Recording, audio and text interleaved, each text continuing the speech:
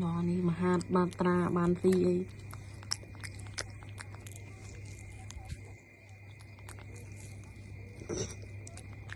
sao được khăng thiệt là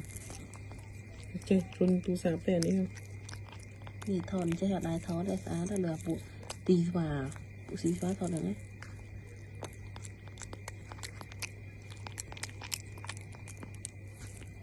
họ là đồ cái lánh xìm khờ nhá không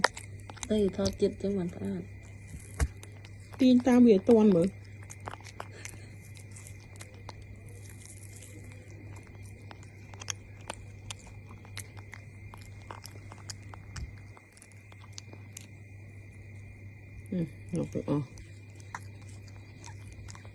cắt mà của bật là ta cắn cặp đầy đá chứ cầm cặn mà cái con no cầm cặn mà